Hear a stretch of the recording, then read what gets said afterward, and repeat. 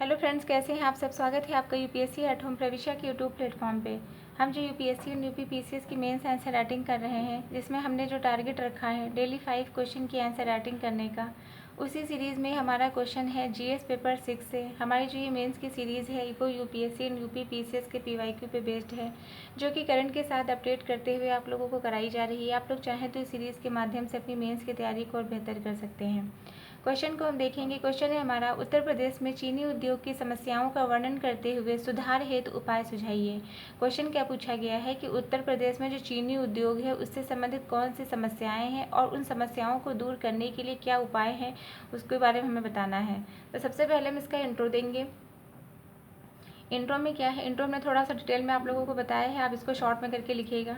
UP में देश की लगभग 30% चीनी का उत्पादन होता है। यह गन्ना और चीनी उत्पादन में पहले स्थान पे है। मतलब जो यूपी में जो है पूरी इंडिया का 30% जो चीनी का प्रोडक्शन होता है वो कहाँ पे होता है, यूपी में होता है। और यूपी जो है गन्ना और चीनी दोनों के उत्पादन में पहले नंबर पर है। ये फैक्ट आपके प्री के पॉइंट ऑफ व्यू से काफ़ी इंपॉर्टेंट है। आर्थिक समीक्षा 2022-2023 की रिपोर्ट के अनुसार इसमें मेरठ, कानपुर, मुजफ्फरनगर, गाजीपुर और वाराणसी आदि जिले चीनी उद्योग की दृष्टि से काफ़ी महत्वपूर्ण हैं।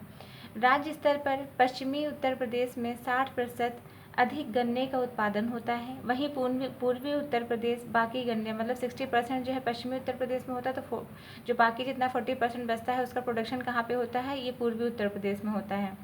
तो इसके समझ जो है, जो चीनी उद्योग है उसके समझ कौन सी समस्याएं उत्पन्न हुई हैं। पहला क्या है, भार ह्रास उद्योग होने के कारण किसानों को उचित लाभ नहीं मिल पाता है। दूसरी समस्या क्या है, चीनी मिलों द्वारा कृषकों को समय पर, मतलब जो चीनी मिलें हैं, जो कृषक क्या करते हैं, कृषक जो है कृषकों को चीनी मिलों के द्वारा समय पर उसका भुगतान नहीं मिल पाता है। प्रदेश में गन्ना उत्पादन में प्रदेश में जो है क्या देखा गया है, गन्ने के जो है प्रोडक्शन में निरंतर कमी आ रही है, जो कि उद्योगों को कच्चा माल, जब प्रदेश में जो है गन्ने का जो प्रोडक्शन ही नहीं किया जाएगा तो कच्चे माल की जो है आपूर्ति भी हम नहीं कर सकते हैं। तो उससे क्या हो रहा है कि उद्योगों को कच्चे माल की आपूर्ति पर्याप्त नहीं है। गन्ने की जो उत्पादकता है 1 वर्ष के पश्चात निरंतर कम होती है, जिससे किसान एवं मिल दोनों को घाटा होता है। पुरानी मशीनरी का उपयोग उत्पादकता में कमी लाता है। जो पुरानी मशीनरी है उसका जो उपयोग करेंगे तो उसके जो प्रोडक्शन में क्या होती है, कमी आती है। फिर इसके समझ कौन से समाधान के माध्यम से इसको जो है समस्या को दूर किया जा सकता है। रंग राजन समिति 2012 के प्रावधानों को लागू करना, जिसके तहत चीनी के आयात निर्यात पर प्रतिबंध को पूर्णतः समाप्त किया जाना चाहिए।